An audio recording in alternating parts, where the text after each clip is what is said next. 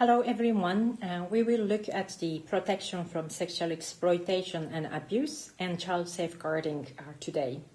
For this we will look at two aspects. One is the risks that children could face when they access or use the child protection or other services. And second, our obligations are to protect the children. So let's reflect the risks of children.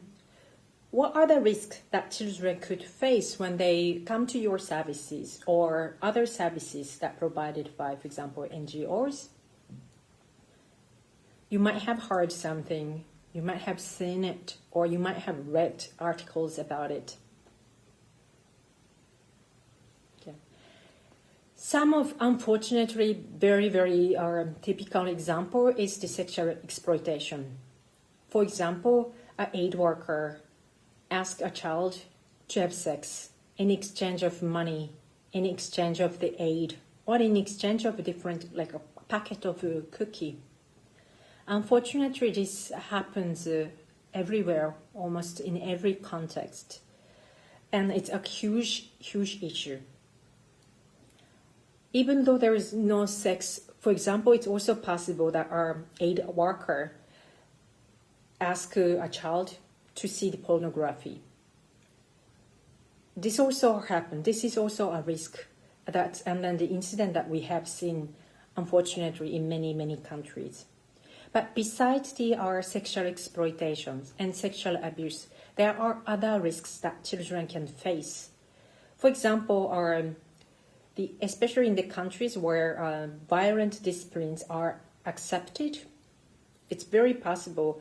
I have seen as well the children who comes to the child-friendly space or spaces where children can enjoy are beaten by our animators or the child protection workers who are supposed to protect the children as a discipline. That's also that's a very common ones, and also the children could miss their schools because. We organize events, we organize the consultations at school time.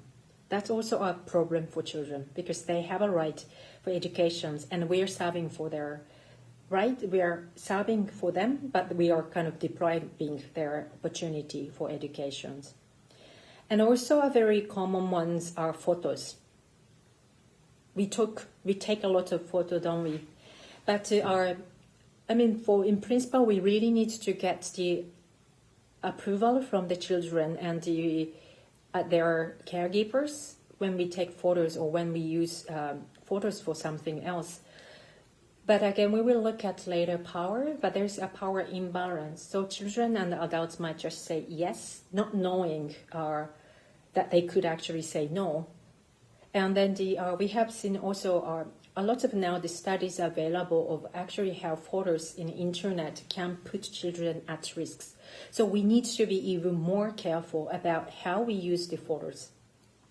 And this is really our kind of typical risks that we cause. And also information, especially you receive a lot of our confidential information from children and they trust you. And even if it was not intention, sometimes information can be disclosed by mistake. And that's really damage our trust between our children and ourselves. But more importantly, that could cause really a huge harm to children. Imagine that children, for example, said to you that let's say that her father is abusing a daughter, and then it was the first time for her to tell you. And if the information goes to the fathers or anyone to the father, that the child could really face more risks, more dangers. So the confidentiality of information is extremely important, but it can be easily broken if we are not careful. So these are some of the very typical examples that we face, and but there are a lot more risks, unfortunately, if we are not careful. And protection from sexual exploitation and abuse are focusing on sexual exploitation and sexual abuse against children and against adults.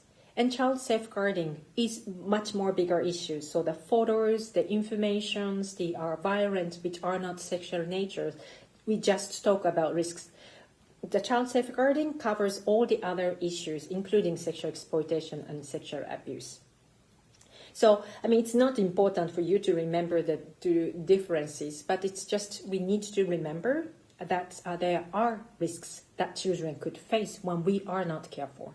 Even when we are careful, we could cause harm. So we need to always be careful and be aware that risks that children could face because of us. So now I want you to watch video which explains mainly for protection from sexual exploitation and abuse. It explains what is sexual exploitation, what is sexual abuse, and also your obligations as aid workers. So it takes 7 minutes. And while you watch a video, please reflect to have you seen something like that in your place, and what you could do as individual, and what you could do or what your organization could do to protect children from sexual exploitation and sexual abuse. I hope you enjoyed the video. So I just wanted to ask you again our questions that what did you think about video? And have you seen or have you heard anything like that? And what you could do as individuals, and what your organization could do as organization to protect the children from sexual exploitations, sexual abuse, and other harms, the risks that we just talked at the beginning. So as individual, you're already starting in the right things. So it's very important for you to understand the risks and be aware of the risks that children face. And also to understand your obligations, what you are supposed to do and not supposed to do to protect the children from unintentional harms. And also now what we are talking about here is general risks and general obligations. But it's also important for you to understand your organization's policy on protection from sexual exploitation and abuse and child safeguarding. And if you haven't signed the code of conduct, or if you have signed if you haven't signed it, ask your organizations to give one. And if you already signed it, also it's important for you to check the content, if you understand the content of the code of conduct.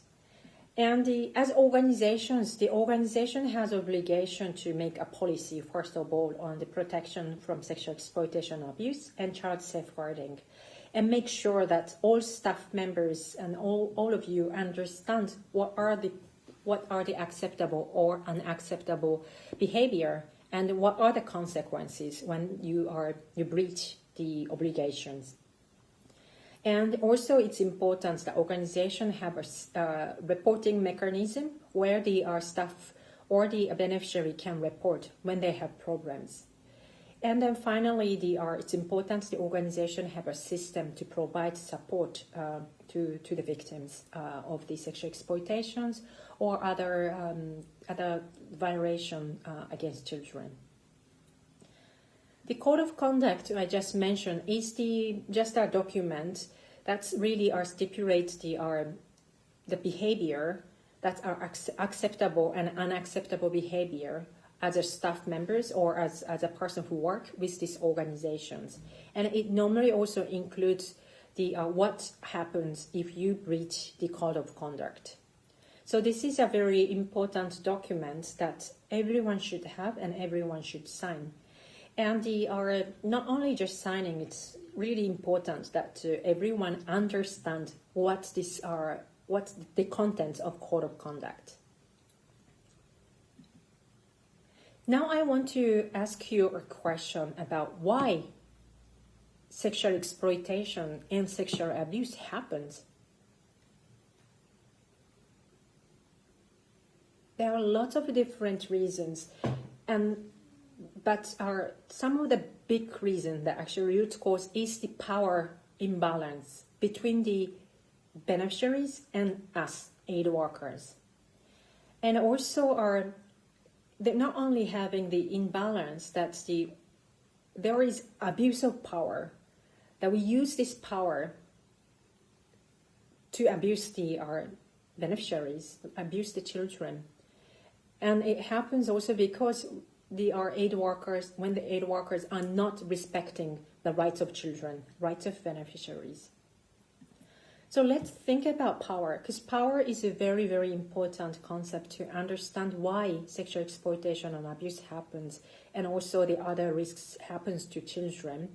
And also a power is important concept to change, to reduce the risks. So let's just think, what makes us powerful? What makes us more powerful than children or than beneficiaries in general? Again, there are lots of different reasons. So whatever you think, I think is very right. But the big reason is that we make decisions related to aid, like who receives services, what they receive services, where they receive services, and so on. So even though I don't make or you don't make the decisions from beneficiaries' eyes, you are part of the decision making. That's very important to them. So that's really gives us really huge powers over the beneficiaries. And then let's think now, what makes beneficiaries powerless?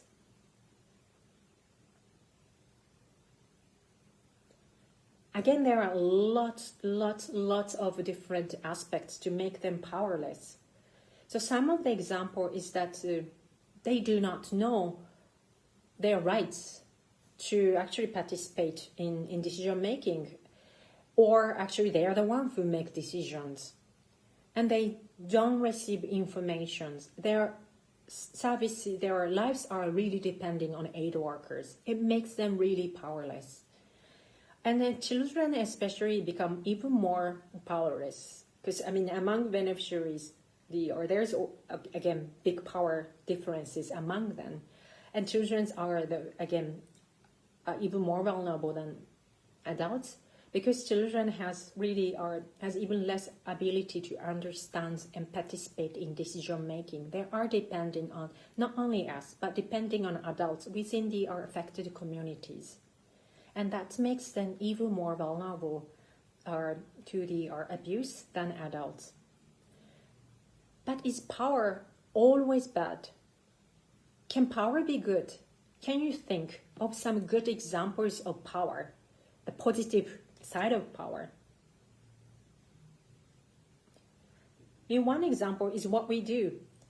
We don't work to abuse children. We work to protect the children.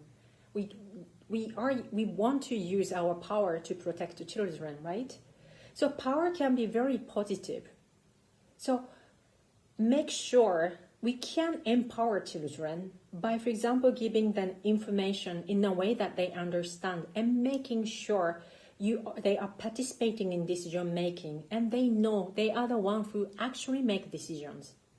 We are serving for children, not them serving us.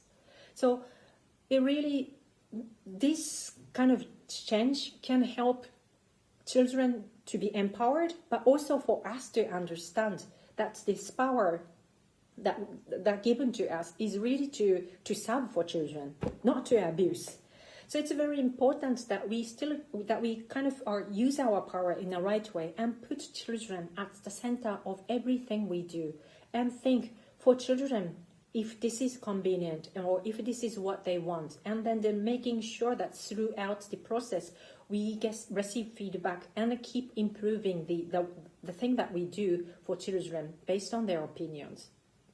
So really, again, I just can't emphasize enough that children are center of the services, and we serve for children. And this will really are kind of very important things to remember when we work in aid. So now we have looked at the video, we looked at power, also we talked about risks. I want to also now I want to do a bit of quiz to you to check that if you understand what we have gone through, and also look at the maybe our self bias of your bias toward the children or PSEA child safeguarding.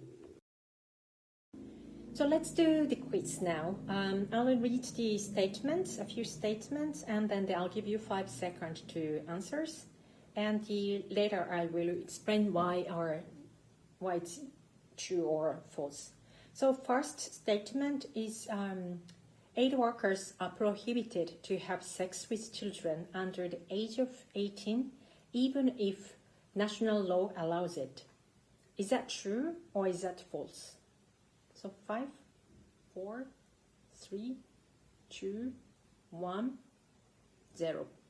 So the answer is it's true. So even if, for example, your country is allowed to have sex with children under the age of 18, you are not allowed to have sex with children under age of 18.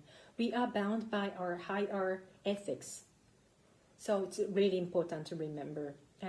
Second, now our second statement. You took photos of children who comes to seek support from you. So who receive counseling or who receive support from you for your memories, and you uploaded photos to your Instagram, Facebook, or something else. And this is completely normal. This is not a problem. It doesn't cause a problem with the children. Do you think it's true or false? 5, 4, 3, 2, 1, 0. So the answer is false. It could cause problem with children. Again, we talked at the beginning, there are potential dangers of photos especially on the web at the internet. So we are not really supposed to take photos of children, especially the work that we do. We cannot take photos of children, and they are just for our personal memories or fun, and then upload it to the internet.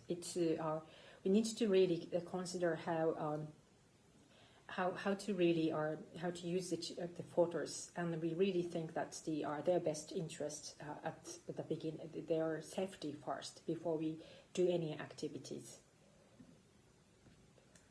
The third statement. So if an adult woman offers sexual favor to a humanitarian workers in exchange of money, this is her own decisions, and this is not an issue. This is not a sexual exploitation. Is that true or false? 5, 4, 3, 2, 1. The answer is false. It is a sexual exploitation. We are not any sexual activities with beneficiary in exchange of money, aid, or any other favors are prohibited. In fact, it's not only beneficiaries. Any sexual activities with anyone in exchange of money, in exchange of aid, are prohibited, even if it is legal in some of the country. So it's very, again, important. Like the case of children, even if, for example, our buying sex is legal in the countries, it's not our acceptable behavior for us.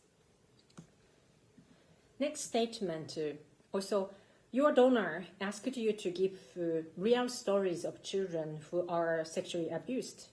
So you gave because the donor is very passionate about issue, and then the donor wants to raise awareness about issues and bring more support to your project. So you gave donors photos of the children that you're working with, and also are names, and not names or information, their testimony, and then you didn't give names or address or any information that can tell who these children are, except for the photos. So because you didn't use names and the other identifiable information, it won't cause any problem to children, and it is okay. Do you think it's true or false? 5, 4, 3, 2, 1. The answer is false. Even though you didn't use the names, address, you gave photos. That's the biggest informations are to reveal who these children are. We really need to be careful that even though sometimes we make our best intention, the information could be revealed. And this kind of a situation, we really be careful to really look at any information you give could cause any harm to children. And if there is even the slightest possibility to cause harm to children, don't do that. Because there are a lot of different ways to raise awareness or bring issues to attention. Their safety, children's safety, are the most important. We are here to serve children. We are not here to exploit them. So it's really important that we put their safety at risk and then really think for every action that if it could cause harm or not. And if there's a potential risks, don't do it.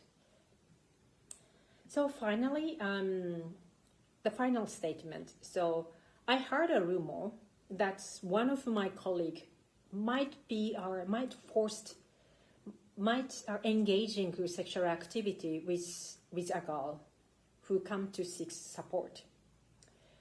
Because it's rumor, you are not feel comfortable reporting it, and you started an investigation before you report.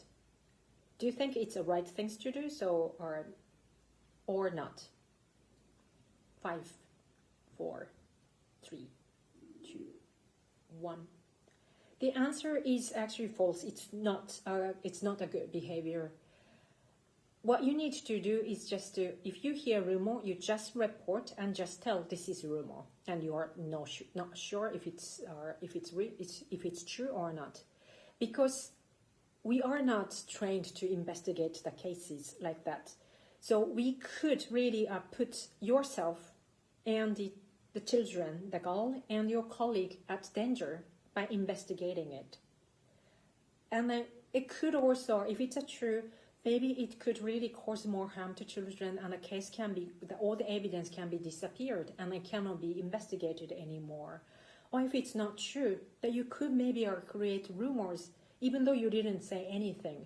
So it really, just principle is if you hear any rumor, you just report and tell that is rumor, and let the people who are trained to do investigation to investigate. And if it's just a rumor, it will be turned out to be rumor. So just report, don't investigate. So that's the end. So I just wanted to give the final messages before we close. So first, as a frontline worker, you can protect children, and that's our intentions. But we could cause harm to children when we are not careful. So just we need to be aware there are always potential risks. Even though with our best intention, we could cause harm. So for this, really, please just remember, please read your organization's policies on protection from sexual exploitation and abuse and child safeguarding, including a code of conduct. And make sure that what are the behavior that's acceptable and not acceptable. And also be aware how you can report in case there's a problems or in case you hear about sexual exploitation and abuse cases. Finally, even if your organization do not have the policies on protection from sexual exploitation and abuse and child safeguarding, it doesn't mean that you're free to do whatever you want. You are still obliged to follow these general principles that you actually saw in the video, and then to protect the children. So hopefully it was helpful for you, and then there's a lot of resources, additional studies that you can do to really protect the children. So thank you very much. Bye.